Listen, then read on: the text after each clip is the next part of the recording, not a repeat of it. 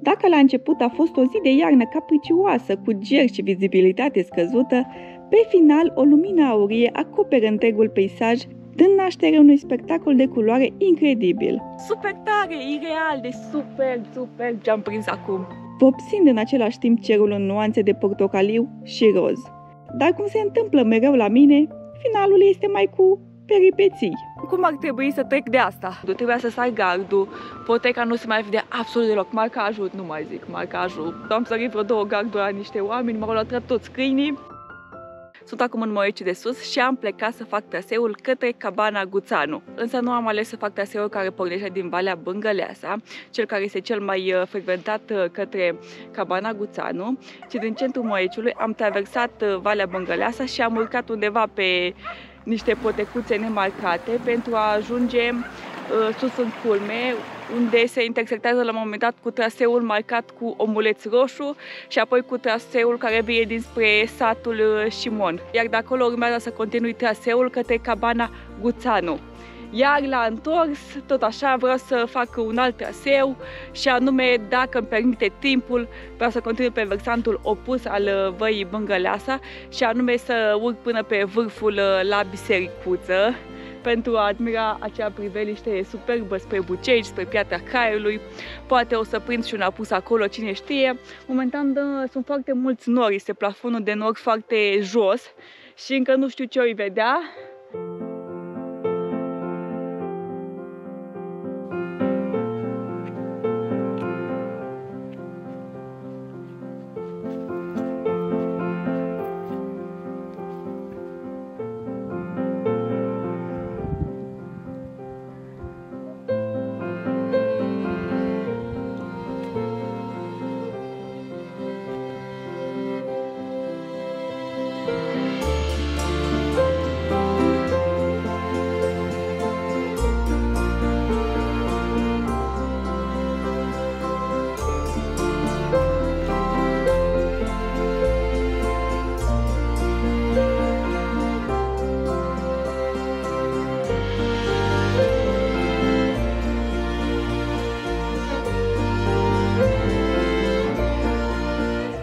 Este un peisaj idilic de iarnă. A început să fulgurească ușor. Dacă am noroc și mai târziu apare și soarele, să văd peisajul mai în detaliu, ar fi absolut superb.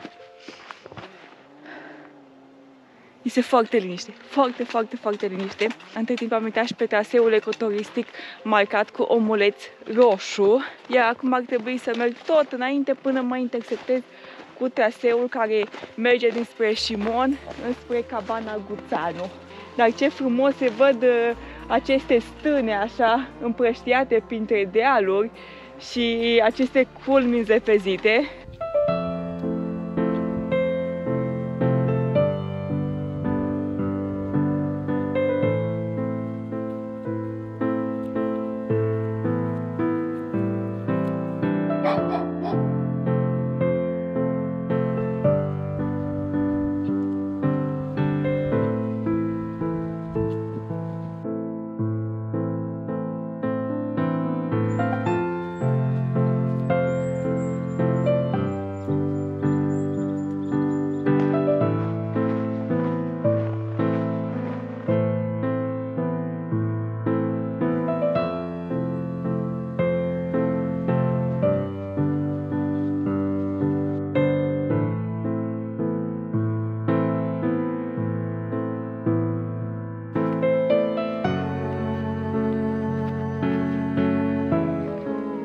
De ceva timp am intrat pe traseul comun, cred că este, că am văzut și marcajul bandă roșie, dar și bulină roșie. Traseul este foarte liber, nu mă așteptam să fie chiar atât de liber. Nu am întâlnit pe nimeni până în acest moment, dar mă aștept ca înspre Cabana Guțanu să întâlnesc pe multe persoane care vin dinspre Valea Bângăleasa. Priveliștele încep să deschid așa cât de cât. Plafonul de nori încă este foarte jos, dar totuși sunt foarte frumoase, mai ales că încep să se vadă foarte frumos Bucegii. Nu te plictisești când mergi singură pe munte? Primesc des această întrebare. Cum aș putea să mă plictisesc? Sunt atâtea de admirat și experimentat, sunt atâtea de trăit și simțit, încât plictiseala e ultimul lucru care ar putea apărea. Nu știu voi, dar pentru mine timpul petrecut cu mine este ceva de preț. Așa te poți cunoaște cel mai bine, să fii tu cu tine și sunetul liniștii. Da, pentru că sunetul liniștii e ceva atât de rar și prețios în zilele noastre.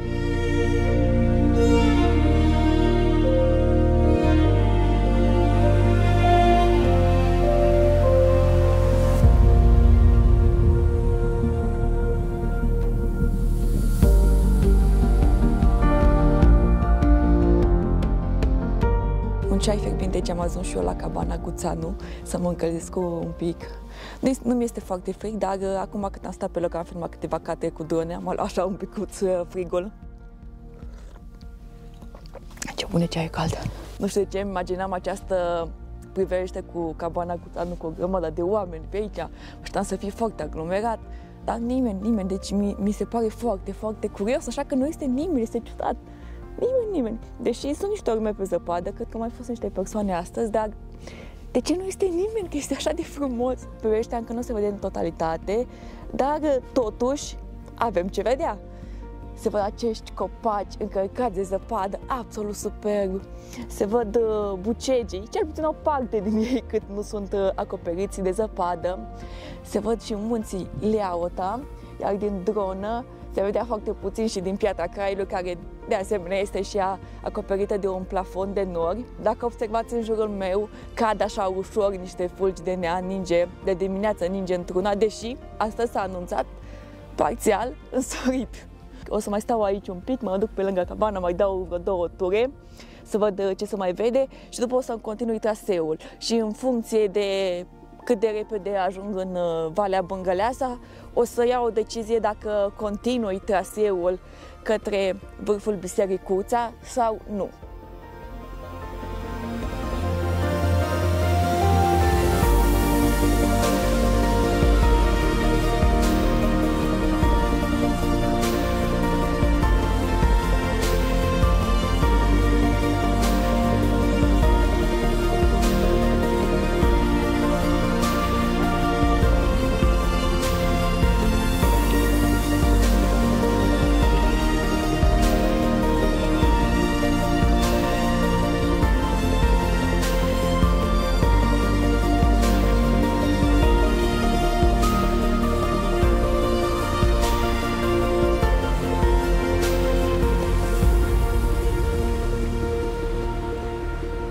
Deși mai sunt doar 2 ore până la apus, am hotărât că până la urmă vreau să urc pe vârful Bisericuța. Între timp am terminat traseul pe Valea Bângăleasa, iar din dreptul hotelului Mistral am început să urc destul de abrupt prin pădure, urmând marcajul Omuleț Roșu.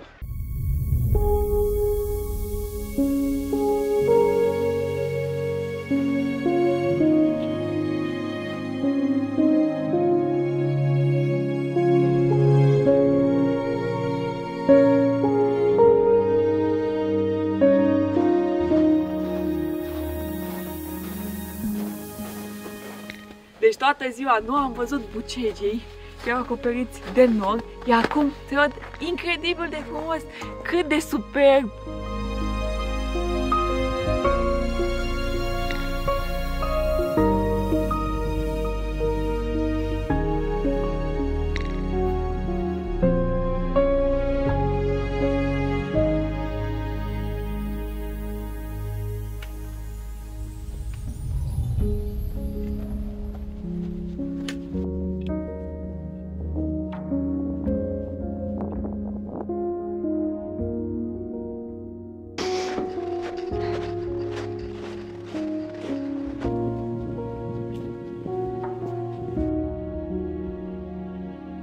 Am ajuns! Ce superbitate de priveliște e aici! Culmea Bisericuței a fost un adevărat spectacol încântător. Acest traseu, această porțiune de traseu, sunt acum la jumătatea lui, sunt acum pe vârful din culmea Bisericuței, vârful Bisericuței, nu știu exact cum se numește, cred că așa se numește. Chiar dacă are o înălțime de doar 1300 și ceva de metri, priveliștea este wow, wow, wow! Se văd toate împrejurimile. Bucegii, nu mai zic, se văd spectaculos, vi-am arătat până acum. Se vede foarte frumos spre munții Leauta, spre Piatra Craiului, care este acoperită în continuare de nori, din păcate. Se văd toate aceste stâni, toate aceste căsuțe împrăștiate așa printre coline. Superb, superb! Abia aștept să scot drona și să fac câteva cadre. Doamne, încântător! Nu vine să cred că abia acum l-a apus, a ieșit soarele, dar știți cum se spune? Mai bine, mai puțin decât deloc.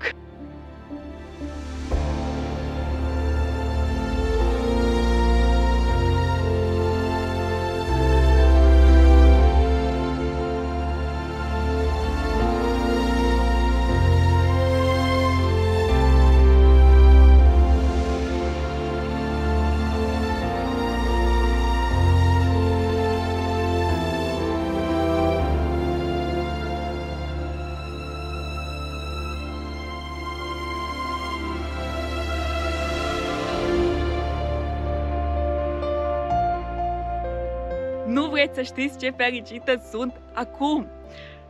După cum vedeți, nu știu dacă se vede pe filmare, dar fulgurește. În același timp a ieșit și soarele și apune în partea aceea. Priveliștele sunt wow! După cum vedeți și în spatele meu. Deci nu vine să cred combinația asta între fulguirea asta foarte măruntă și apus în același timp. Deci mi se pare super tare, ireal, de super ce am prins acum.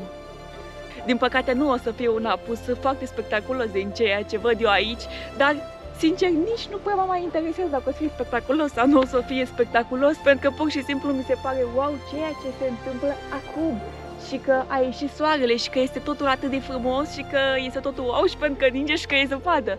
Superb, superb! Nu v-am spus exact ceea ce am făcut eu astăzi, pentru că nu știu exact dacă s-a înțeles ce am vrut să fac. Eu am vrut să fac traseul ecoturistic T8, cel care merge pe culmea Bisericuței, unde sunt acum, dar în același timp să fac o combinație, să-l fac un pic mai lung și să ajung și până la cabana Guțanu. Puteam să ajung și până în Poiană, după mi-am dat seama că dacă mai mergeam încă jumătate de oră sau mai puțin chiar, ajungeam chiar în Poiana Guțanu, dar mi-am dat seama prea târziu, eram aproape în Valea Bângăleasa și am zis că nu mai are rost să mă întorc, pentru că voiam neapărat să fac și partea asta și chiar nu regret absolut deloc.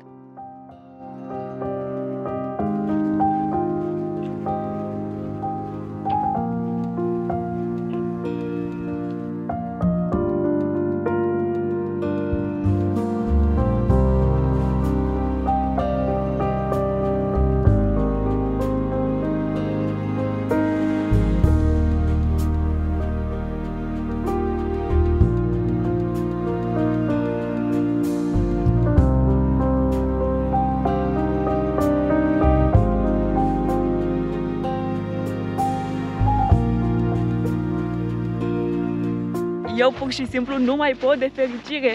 Ați văzut și voi ce superbitate de culori la acest apus am prins. Incredibil! Deci era totul la fel de roz ca mine. Glumesc, dar era superb. Am greșit și traseul. Am mers total aiurea, cred că vreo 10-15 minute.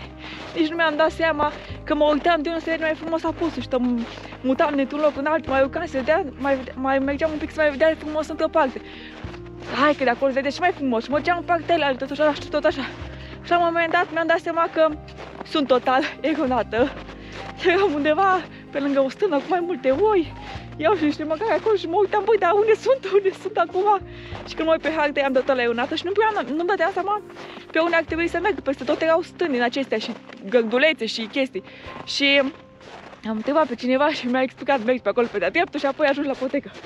Și am ajuns, mamă, dar ce am putut să prind? Știți că mai înainte v-am zis că sigur nu o să prind un apus spectaculos azi, că așa pare. Deci m-am înșelat total, ați văzut? Doamne!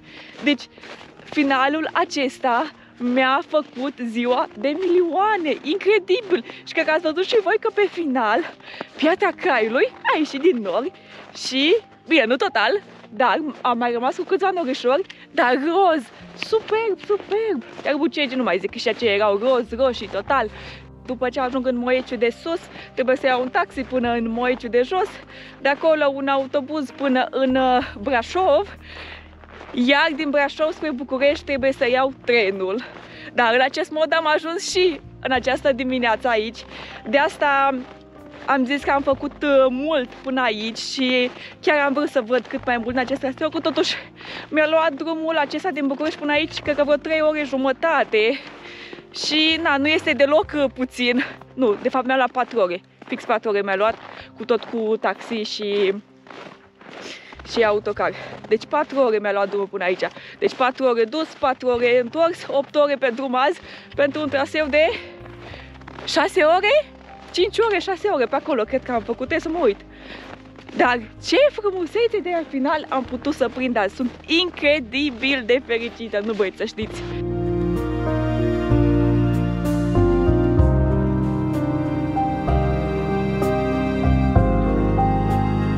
Și acum cum ar trebui să trec de asta?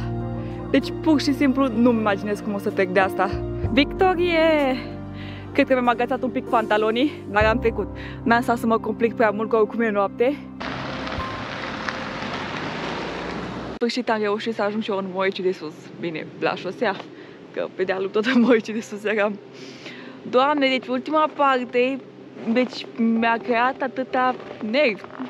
Pentru că iau foarte multe garduri, trebuia să stai gardul, poteca nu se mai vede absolut deloc, marcajul, nu mai zic, marcajul. Pur și simplu nu-mi dădeam seama pe exact pe unde să merg. Până la urmă am zis, bă, nu-mi pasă, o iau pe de-a dreptul și pe unde ori fi, pe unde ori merge, să ai garduri, nu știu ce. Ajung eu la stradă și așa am făcut până la urmă. Am mers pe de-a dreptul, am sărit vreo 2 garduri la niște oameni, m-au luat toți câinii. Bine că nu a venit niciunul spre mine sau m-a atacat, doar lăteau pe acolo. Bine, și eu am vorbit cu ei și am zis că e ok, că nu știu ce.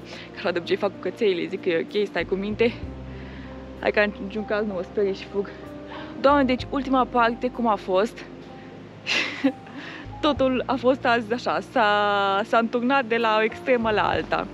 Deci nu-mi vine să cred. Bine că am terminat cu bine și bine că nu m-a prins prea mult noaptea pe acolo pe sus.